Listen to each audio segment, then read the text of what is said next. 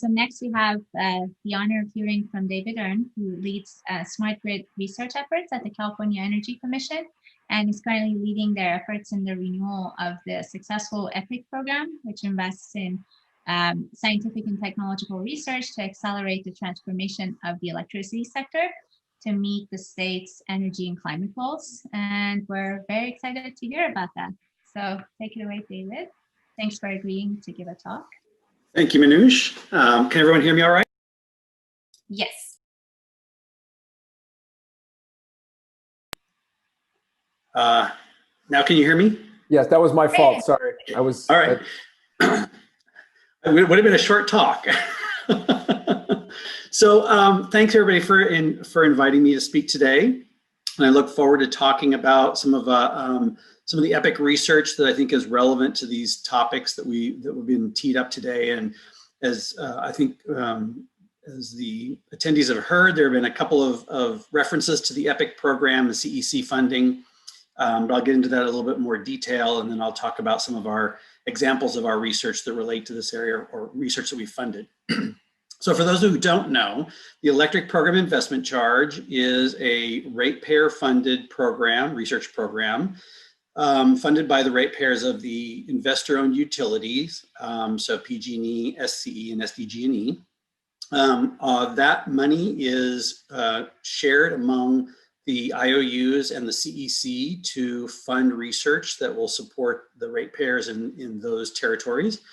And as Gary mentioned previously, some of the research that they're working on that he talked about in his talk is EPIC funded. They're using some of their EPIC research funding to look at these issues, particularly those that are supporting innovations in the state for preventing wildfires and making the system harden.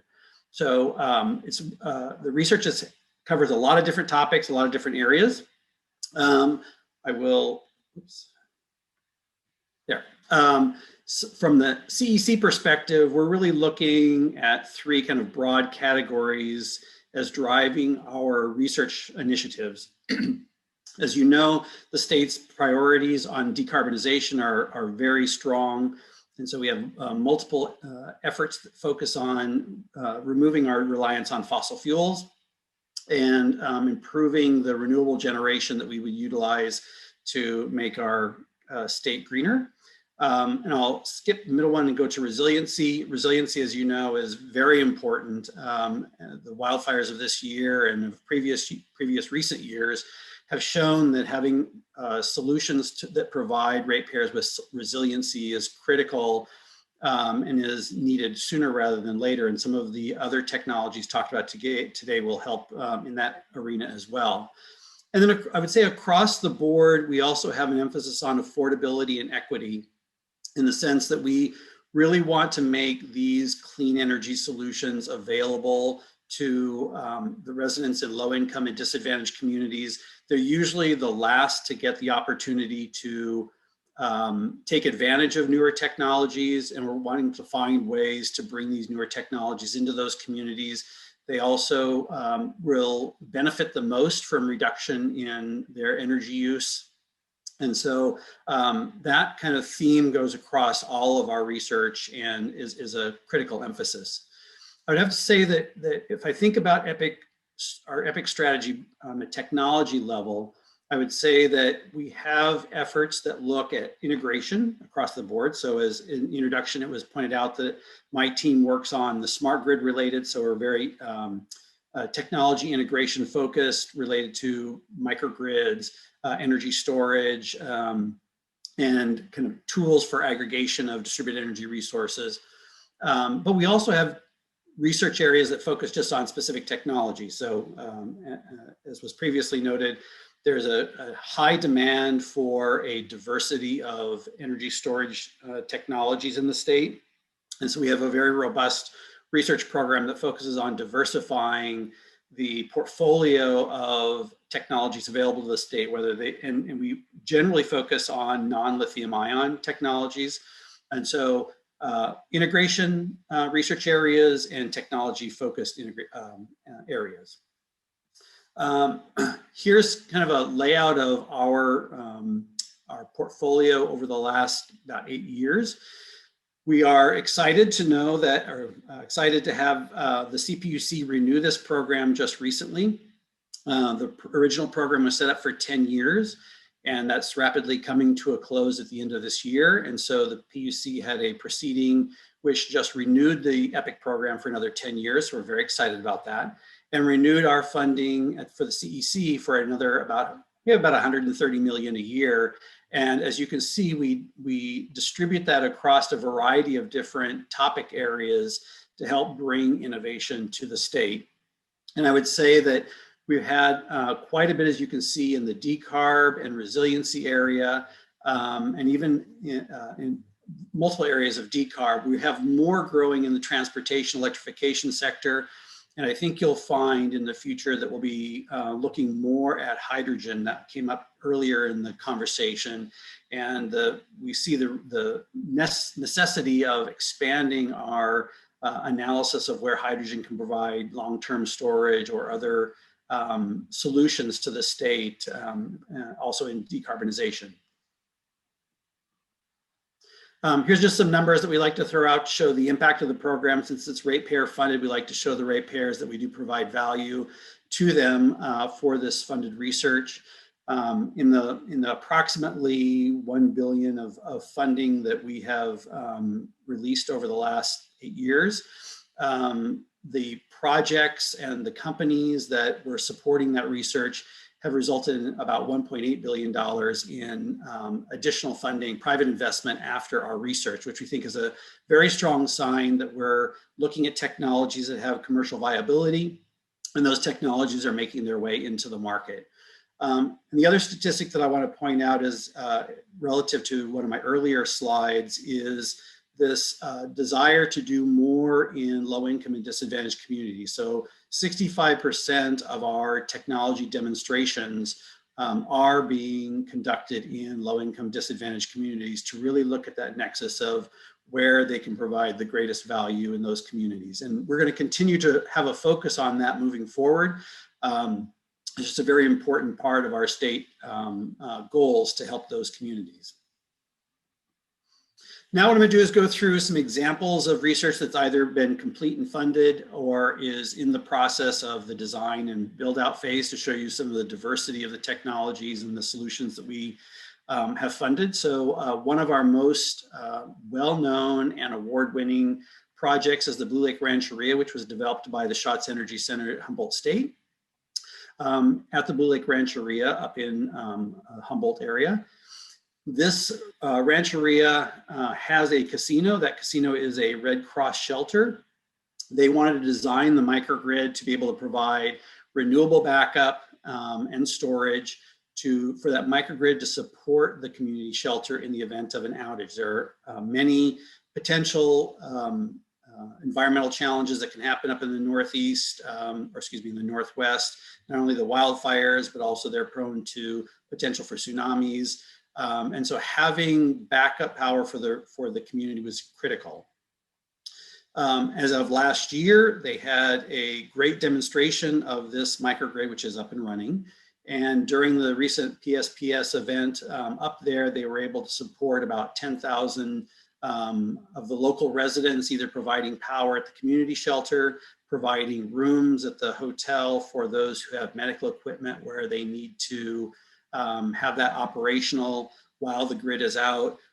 They have associated with this a gas station with a convenience mart that was able to provide food, ice, and fuel to those who needed it during those power outages. That was a multi-day outage up in Arcata and Eureka. So very phenomenal example of the value that a microgrid can provide and the integration that has to happen when you're combining large amounts of solar with storage, building loads, and distributing that and controlling that in a way that can provide the backup power.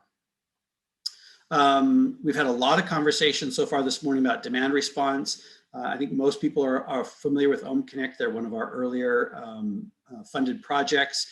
They've done very well in rolling this solution out. And in fact, during the most recent blackouts or potential blackouts that were occurring earlier this summer, they were able to go into operation and be able to save quite a bit of energy for the state to take the load off and make it easier for us to ride through those potential problems. We'll also note that OpenADR, which Scylla mentioned earlier, had some CEC funding, and she has been involved in driving a number of our demand response and what I consider kind of aggregation of DER solutions, bringing those to the market. So she's been, when she was at Stanford, did quite a bit for research in this area and made some really successful projects that were EPIC funded. Next one I want to talk about is one that's in the design phase, which is pretty interesting. We're very excited about it. So this is also the Schatz Energy Center up at Humboldt State. They took the lessons learned from the Blue Lake Rancheria and they combined forces with the Redwood Coast Energy Authority, who wanted to build a large solar array, the 2.2 megawatt solar array that they could provide and participate in the CAISO market. But they want to be able to use that for other purposes, including supporting the local airport, which is not only important for their accessibility, but also helps to support the Coast Guard and their emergency operations. So this is one of the first this is the first joint IOU end user microgrid. So the front end of the microgrid, the front of the meter portion will be owned and operated by PG&E, and the behind the meter portion will be owned and operated by the Redwood Coast Energy Authority. And they'll be providing support to multiple customers during a grid outage. And so as part of that, they're looking at trying to create some creative tariffs that can be possibly a template for joint efforts between the utilities and CCAs in the future. This one is being watched very closely as part of the PUC's current proceeding related to microgrids and resilience, and the interest in having solutions that can provide multiple customers and deal with the challenges associated with multiple customers. As folks may or may not know, there are some challenges in the state legally and regulatorily around providing power to multiple customers, particularly if you're not a utility. You have to be a utility to do that.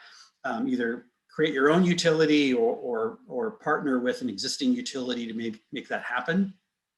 And so the regulatory and legal aspects of this make these challenging. This is one project that's getting past that. There are other projects that are struggling a bit because of the desire to create community microgrids and the ability to share power among different customers. This is one of those, the Lancaster Advanced Energy Community, which is really interesting in the sense that they're wanting to create a virtual power plant approach, which is connected multiple microgrids, whether it be municipal facilities or two zero net energy affording housing developments that are new construction, and looking to deploy different kinds of energy storage to each of the different communities to be able to evaluate the value of different kinds of energy storage, whether it's lithium ion or flywheel, to support those communities. So there'll be solar, new construction meeting Title 24 requirements with solar, and also with aggregated energy storage.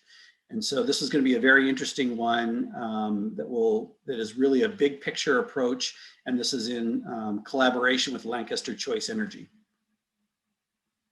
I want to briefly mention our vehicle grid integration projects. We have a number of projects in this area, and I won't go into detail, but I wanted to make sure we touched on it since there are others that mentioned vehicle grid integration, where we have projects that are not just looking at smart charging and controlling the charges in, say, parking garages or in fleets, but also looking at bidirectional charging and the opportunities and challenges associated with that, as well as the combination of different distributed energy resources, whether it's solar, storage, and vehicle charging combined, to see what the right nexus is, either at a residential sector or in a public transit forum. So we have a number of different projects here, and I just want to make sure I talked about that. And I didn't include a slide here, but I did want to mention that we have a large portfolio that we have funded just this year on energy storage. and that energy storage technologies are both developing new types of technologies that are non-lithium ion, as well as demonstrating long duration energy storage. And for this solicitation, the long duration energy storage is focused on at least 10 hours or more. And most of the, or a number of the recipients actually combined different types of non-lithium ion technology, whether it be flow or flywheel, or some just chose large flow batteries to produce this long duration storage. So we're very excited about these new projects because I think that they're going to bring a great learning and capability building for advancing the duration that we can have on energy storage and providing greater resilience for the state. So what's next for EPIC? What's next is a lot of different types of research areas that we think are critical to the state. There's some on this slide that you can take a look at that are expanding upon our current portfolio. But I want to point out while I'm on this slide a couple of things, and that is with the current renewal of the EPIC program, we will be in the process next year of developing our next 5-year investment plan.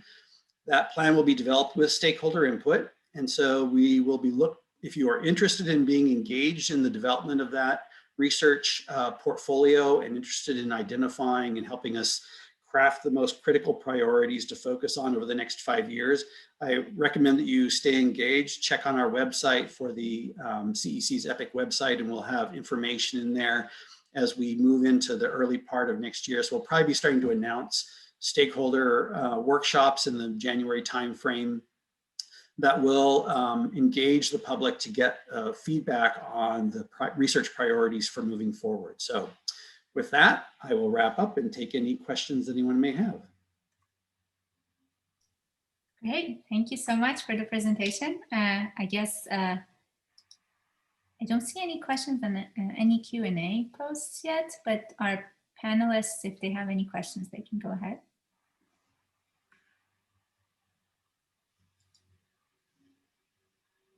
David, this is Mark. I just wanted to make sure, like, what are the top few things you think will be in that EPIC call? I was trying to discern that in here. You don't know yet, is that the? Yeah, so well, I mean, I can tell you some things. Obviously, the themes that we mentioned earlier, resilience, wildfire resilience, decarbonization, are really critical. As you may have heard, when Governor Newsom was touring some of the sites affected by the wildfires, he pointed out the need to accelerate our zero carbon electricity future from 2045 to some earlier stage that has yet to come out as a new policy, but certainly the trend is to accelerate it. Recent modeling that our assessment division completed showed that we can meet our 2045 goals with existing technology, but it costs a lot of money. And so what we really need are innovations that are going to make it cheaper and easier for us to get to that zero carbon electricity goal faster than 2045. And so we'll be focusing on that and looking for feedback on what we think are some of the strategies to do that. Thanks.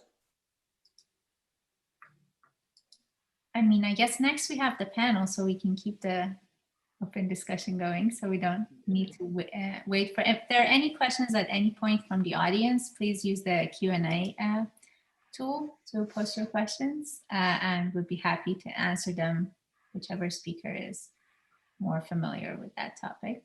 But other than that, I guess Igor can take the lead now.